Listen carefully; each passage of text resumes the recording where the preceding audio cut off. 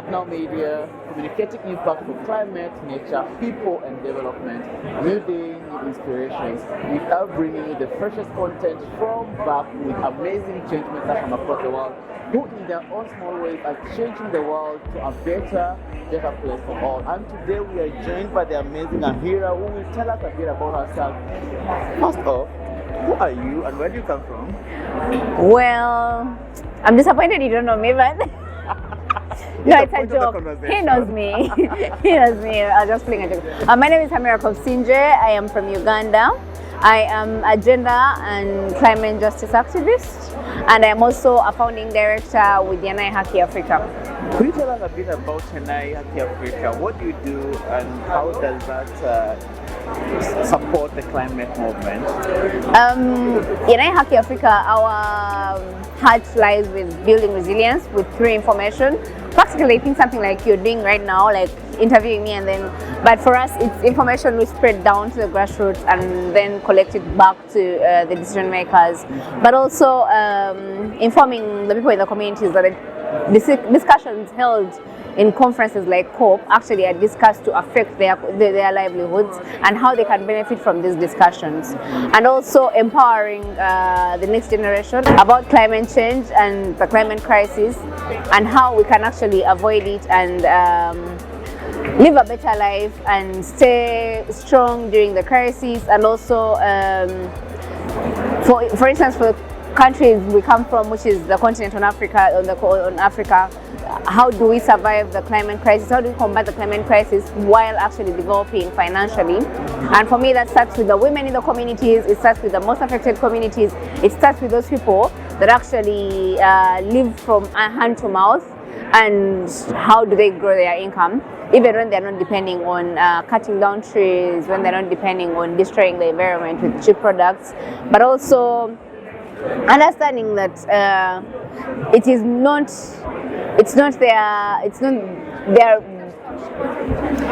not the fact that they caused the crisis, but it's the fact that we need to come together to actually combat the climate crisis as a whole, and together we are stronger. Wow. And I think you answered partly the next question for me, but maybe from your point, I can see the passion, I can see the intention, I can see the energy, but maybe could you just walk us down the line, like why do you do the work that you do for your communities? Interestingly, for me, I would say I am a gender justice activist more than I am a climate activist, because it was through trying to empower young women in communities, through trying to empower single mothers, that I landed onto the topic of climate change and how it affected them in those communities. Hence, dealing with the intersection of gender and climate. And when I said activism, or when I encountered climate change, I was the only person that knew about this information, at least that learned about the information in depth. And by then I was already started up, I had a degree. Someone would say I went to school, but I didn't know about the climate crisis and how it affects us. And I took it upon myself initially to just to educate my friends, my family, to know about what actually is really happening in the communities, what's happening with the climate crisis and stuff. And fast forward, here we are. It's now bigger. We do it in different communities. We are in 2 different countries.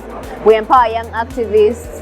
We also help them, not help them, but encourage them to think tailor-made solutions for their communities, in their communities, by people from their communities. And for me, that is also another point I'm very passionate about, having tailor-made solutions in different African communities. Yeah. Definitely, like, let's localize the content, let's localize the solution, but let's involve the Africans at the places they are, because that's where the solutions come from. Yes. And I'm really inspired that you attended 3 COPs in a row. I'm just wondering, as a gender advocate and also climate advocate, what trends are you seeing? Like, is gender being mainstreamed, is African communities being centered, it's finance even coming to the grassroots. How is the progress so far, 3 years down the line? Oh God! I remember, I remember the first time I attended COP. I was very excited. I came to this place. I would talk to the JEF. I would talk to all these institutions that had the money, and then you go sit in their pavilion, talk to them, and here and they're like, "Oh no, we only fund governments and stuff." And since then, I have learned that people who fund governments are different from people who fund civil society and different from. So when it comes to funding, this is something actually else we do when we're empowering those communities on how to actually tap into the funding, the climate funds that are available. So when it comes to funding and everything and how money is distributed for climate change and climate finance, it's something that we are trying to break the system, and that's something I'm very passionate about when I talk about loss and damage, that the money has to be going to the people who actually are the grassroots, going to the people who are actually doing who are implementing these solutions at the grassroots and not through governments. It has to be channeled in the right path. But also when it comes to COPs, I think each COP has been worse than the other. Given that I'm very passionate about phasing out of fossil fuels and very passionate on us, also very keen to remind the world that whatever we do, if we do not stop investing in fossil fuels, we will still have so many other COPs, we will still have so many other arguments, we will still be doing so many, looking for so many funds. Our wise friend once told me in COP28 that the reason we are focusing on the loss and damage fund is because we failed to adapt, and the reason we had the adaptation fund is because we failed to mitigate. It's high time we do our job, it's high time we do our work, but I feel like each COP, as like I said, each COP is worse than the other, and it's a bit heartbreaking because I stay 1 hour away from the COP venue and I have to drive through oil rigs getting here, and it's traumatizing. Not traumatizing per se, but it gives me so many mixed feelings, and I feel like what do? We can't say we need to move, we need to divest, we need to invest in renewables, but we cannot do that if we are still investing in fossil fuels. Because, by the way, so you should know, for investors, fossil fuels is cheaper to invest in than it is in renewables. But until we have a day, and I've not listened to what is being discussed in mitigation, but I really hope that we emphasize on having a day, a time, and a year when there's a total phase out of fossil fuels, at least for the developed countries, at least for the countries that can survive on renewables. 80%, countries like Germany, countries like the US, the UK, France, all the global north countries can at this point survive on renewables alone. They just need to just say the word. And when they do that, trust me, investors will invest in renewable energy. Money will show up to invest in renewable energy. Money will show up to actually invest in climate finance. Money will show up to actually invest to put in the loss and damage fund. Trust me, the money is there. We just need to have a will. I like how you put it, like, it's not a question of action, it's a question of when, because the money is there, the people are there, we just need the commitment, the solidarity to actually make this happen. And second last question, I promise you, out of 4, what would you look as a success out of this conference? This particular one? I am following the text on the sun damage, and I can't say it's promising because we told them we don't want loans. They're sort of listening and finding alternatives. For me, I feel like that's a plus. Next week I'll be speaking to the members of parliament about the same aspect, because we know, much as we look at governments and it's parliamentarians that decide where each country puts their finances or where they put more money.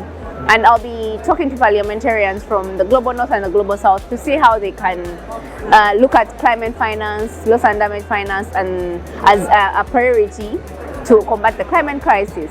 And I feel like, for me, compared to all other COPs, this is something that we have, that is new, and we're tackling and we're tackling an arm of government that has not been tackled earlier on or addressed earlier on. We have addressed presidents, we have addressed finance ministers, we have addressed ministers, but parliamentarians are the guys that decide where we put the money, are the guys that question where the money goes, are the guys that, those are the people that actually have to go back to their constituencies, back in their countries, and explain why money is being channeled to climate finance, why are we putting money in the loss and damage fund. And they have to actually, because I'm a very, very passionate person on climate education, they have to explain to their constituencies that their governments have historically contributed to the climate crisis and have developed at the cost of developing nations for them to actually be developed where they are right now. But of course, so many things that include colonialism, industrialization, so that their people can understand why that money is being put into the loss and damage fund. Because that's also another question I have had so many people talk about, that, oh my goodness, our people are conscious, the natives don't understand. And I'm like, educate.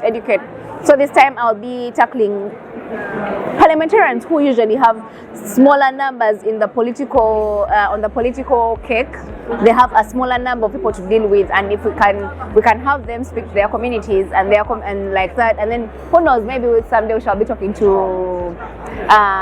local leaders, and I don't know. I feel like this is promising. Yes, it's promising, and I wish you well as you engage them. Definitely, we need to target such key policymakers. Parliamentarians are very important in the policy process and allocation of budgets. So, all the best trying to really empower them on these climate negotiations, loss and damage, and everything. But I feel we also need to hear some quick nuggets from you. I mean, to all leaders, change makers, the communities that you're working with. What would be your word of encouragement to them? No one is coming. No one is coming. Yes, we're talking to the leaders. Yes, different countries and different ministers and different presidents are in this place. We are discussing these things, but no one is coming until you make your voice loud enough, until you show that you're actually doing something. Even when the money comes to your communities, it's only if you can access that money can you make a change in your communities. Even the climate finance and the loss and damage finance we are asking for, until you know how to utilize that money and why that money is coming and how you can access that money, until you know the solutions, until you have educated yourself on how to combat the climate crisis, then maybe a solution will come. We can only help at the global level and in the communities we come from, but please stand up for your community.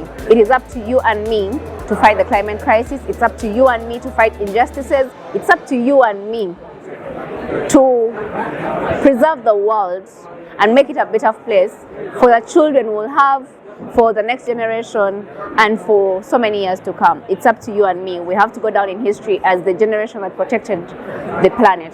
Thank you very much.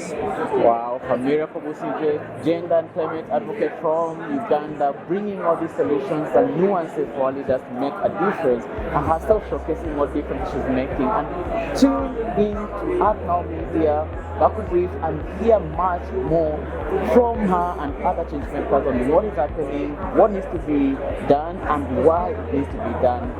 Thank you so much. I've been your host, Paul, my amazing Kobusingye Hamira. Thank you very much.